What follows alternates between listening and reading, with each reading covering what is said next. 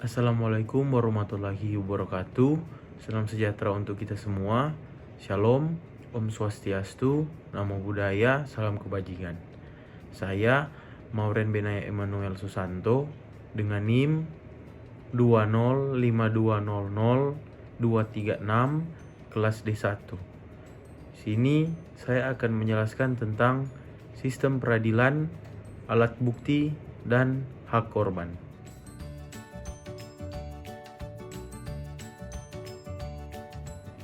Yang pertama adalah apa itu sistem peradilan pidana? Sistem peradilan pidana dapat diartikan sebagai suatu proses bekerjanya beberapa lembaga penegak hukum melalui sebuah mekanisme yang meliputi kegiatan bertahap yang dimulai dari penyidikan, penuntutan, pemeriksaan di sidang pengadilan, dan pelaksanaan putusan hakim yang dilakukan oleh lembaga permasyarakatan.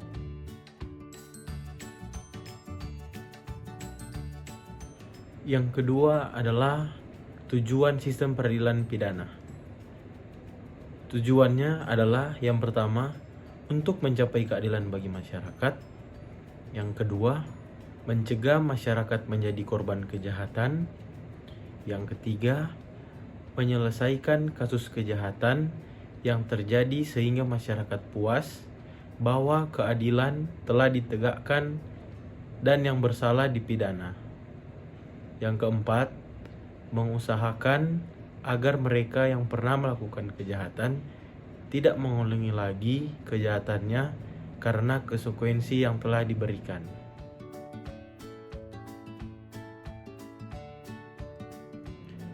Yang ketiga adalah makna tentang Integrated Criminal Justice System. Makna dari Criminal Justice System menurut Muladi adalah sinkronasi dan keselarasan yang dapat dibedakan dalam 3 bagian. Yang pertama adalah sinkronisasi struktural. Sinkronisasi struktural adalah keserampakan dan keselarasan dalam rangka hubungan antar lembaga penegak hukum. Yang kedua adalah sinkronisasi substansi. Sinkronisasi substansial adalah keserampakan dan keselarasan yang bersifat vertikal dan horizontal dalam kaitannya dengan hukum positif. Yang ketiga adalah hukum kultural. Hukum kultural atau sinkronisasi kultural adalah keserampakan dan keselarasan dalam menghayati pandangan-pandangan, sikap-sikap, dan falsafah yang secara menyeluruh mendasari jalannya sistem peradilan pidana.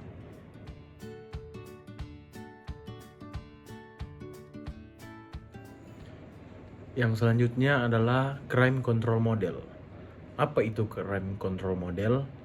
Crime Control Model atau disingkat CCM didasarkan pada penyertaan bahwa tingkah laku kriminal harusnya ditindak dan diproses peradilan pidana merupakan jaminan positif bagi ketertiban umum. Untuk tujuan mencapai tujuan yang amat tinggi ini, maka CCM ini menyatakan bahwa perhatian utama harusnya ditugaskan pada efisiensi. Efisiensi ini adalah di atas segalanya. Efisiensi ini mencakup kecepatan dan ketelitian, juga daya guna administratif di dalam memproses pelaku tindak pidana. Setiap pekerjaan harus dilakukan dengan cepat dan harus segera selesai. Oleh karena itu, proses tidak boleh diganggu dengan sederet upacara seremonial dan mempunyai sekecil mungkin adanya perlawanan dari pihak lain. Karena itu, hal itu hanya menghambat penyelesaian perkara. Oleh Packer, dikemukakan bahwa doktrin yang digunakan oleh CCM adalah apa yang dikenal dengan nama praduga bersalah. Dengan doktrin ini, maka CCM menekankan pentingnya penegasan eksistensi kekuasaan dan penggunaan kekuasaan terhadap setiap kejahatan dari pelaku kejahatan, dan karenanya pelaksanaan penggunaan kekuasaan pada tangan aparat pemerintah atau polisi, jaksa, dengan hakim harus semaksimal mungkin meskipun harus mengobarkan hak asasi manusia atau HAM.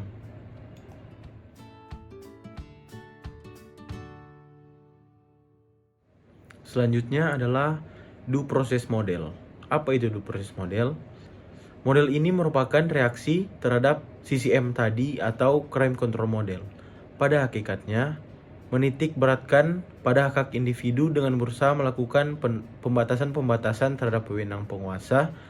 Dengan kata lain, dapat dikatakan bahwa proses pidana harus dapat diawasi atau dikendalikan oleh pihak-pihak hak-hak asasi manusia dan tidak hanya ditekankan pada maksimal efisiensi belaka, seperti dalam CCM, melainkan pada prosedur penyelesaian perkara.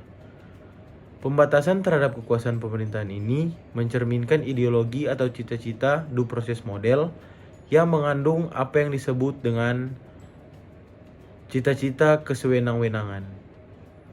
Berbeda dengan CCM yang didasarkan pada presumption of guilt, maka pada DPM ini didasarkan pada presumption of innocence.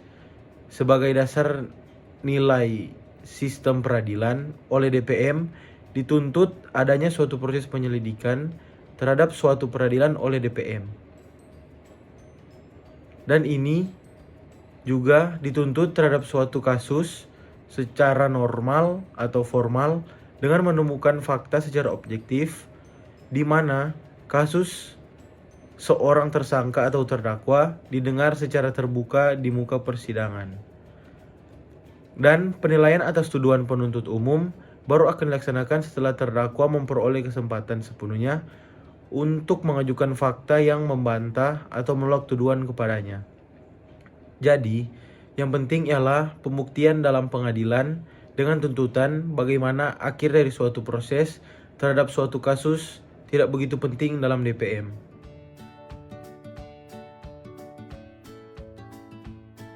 Materi selanjutnya adalah tentang sistem peradilan, alat bukti, hak korban tersangka. Ini tentunya berkaitan dengan hukum acara pidana. Apa itu hukum acara pidana? Hukum acara pidana merupakan suatu rangkaian peraturan-peraturan yang memuat cara bagaimana badan-badan pemerintahan yang berkuasa seperti kepolisian, kejaksaan, dan pengadilan harus bertindak guna mencapai tujuan negara dengan mengadakan hukum pidana. Hukum acara pidana memiliki ruang lingkup yang lebih sempit, yaitu dimulai dari mencari kebenaran, penyelidikan, penyidikan, dan berakhir pada pelaksanaan pidana atau eksekusi oleh jaksa. Tujuan hukum acara pidana adalah yang pertama, suatu kebenaran material, yaitu kebenaran hakiki dan lengkap dari suatu perkara pidana melalui penerapan ketentuan hukum acara pidana secara tepat dan jujur. Yang kedua, menentukan subjek hukum berdasarkan alat bukti yang sah sehingga dapat didakwa melakukan suatu tindak pidana. Yang ketiga, menggariskan suatu pemeriksaan dan putusan pengadilan agar dapat ditentukan apakah suatu tindak pidana telah terbukti dilakukan oleh orang yang didakwa itu.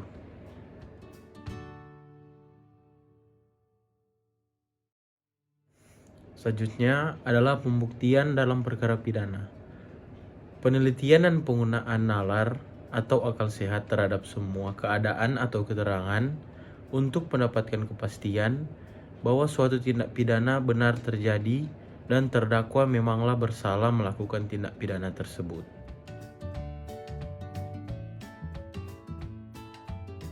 Selanjutnya adalah alat bukti yang sah. Alat bukti yang sah menurut peradilan terdapat pada pasal 184 KUHP. Di antara lain, keterangan saksi, keterangan ahli, surat, petunjuk, dan keterangan terdakwa.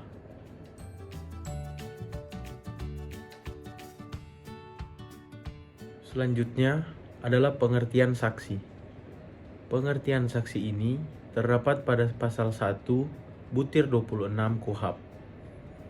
Orang yang dapat memberikan keterangan tentang suatu perkara pidana berdasarkan apa yang dilihat, didengar, dan dialami. Menjadi saksi adalah kewajiban umum. Di dalam pengertian saksi ini terdapat unus testis nullus testis. Ketentuan asas unus testis nullus testis ini mengartikan jika keterangan saksi hanya berdiri sendiri tanpa dukungan alat bukti lainnya, maka tidak memiliki kekuatan pembuktian. Keterkaitan keterangan saksi dengan alat bukti lainnya sangatlah penting untuk mendukung suatu pembuktian.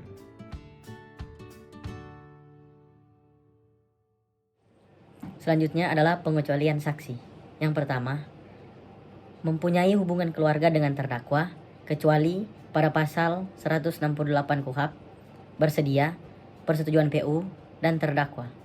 Yang kedua, karena pekerjaan atau jabatan wajib menyimpan rahasia, terdapat pada pasal 170 KUHP. Yang ketiga adalah anak di bawah umur dan orang yang sakit akan ingatan, terdapat pada pasal 171 KUHP.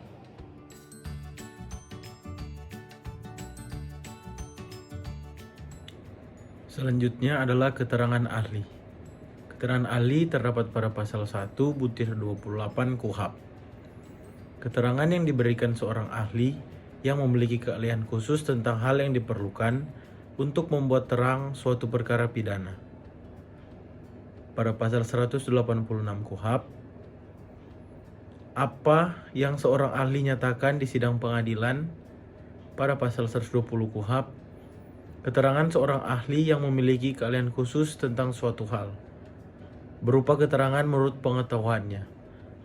Pasal 179 KUHP, dokter forensik dan dokter, juga ahli lainnya. Selanjutnya adalah alat bukti dan bentuk-bentuk surat. Yang pertama adalah alat bukti surat. Terdapat pada pasal 187 KUHP. Pertama, surat dibuat atas sumpah jabatan. Yang kedua, surat yang dikuatkan dengan sumpah. Bentuk-bentuk surat. Yang pertama, berita acara dan surat resmi yang dibuat pejabat umum atau akta notaris atau PPAT. Yang kedua, surat dalam bentuk diatur UU, akta kelahiran, KTP, IMB, dan lain-lain.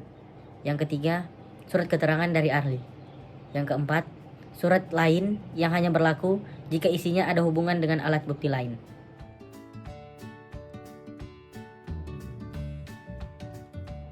Selanjutnya adalah alat bukti petunjuk. Alat bukti petunjuk terdapat pada pasal 188 ayat 1 KUHP. Perbuatan, kejadian, atau keadaan karena penyesuaiannya baik antara yang satu dengan yang lain maupun dengan tindak pidana itu sendiri. Menandakan bahwa telah terjadi tindak pidana dan siapa pelakunya. Pengertian lainnya adalah isyarat yang dapat ditarik dari suatu perbuatan, kejadian, atau keadaan yang mempunyai persuaian dengan tindak pidana. Isyarat tersebut melahirkan petunjuk, yaitu kenyataan tindak pidana terjadi dan terdakwa pelakunya.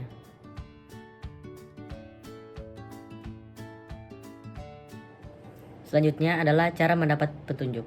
Terdapat pada pasal 188 ayat 2 KUHP, yang terdiri dari limitatif, keterangan saksi, surat, keterangan terdakwa, peringatan yang pada pasal 183 ayat 3. Arif bijaksana mengadakan pemeriksaan dengan penuh kecermatan dan keseksamaan.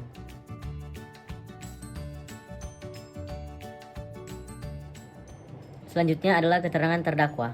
Terdapat pada pasal 189 ayat 1 KUHP. Apa yang terdakwa nyatakan di sidang pengadilan tentang perbuatan yang ia lakukan atau yang ia ketahui sendiri atau alami sendiri.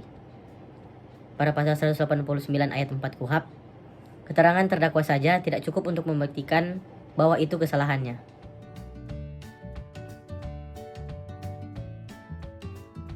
Selanjutnya adalah keterangan terdakwa di luar sidang. Terdapat pada pasal 189 ayat 2 KUHP.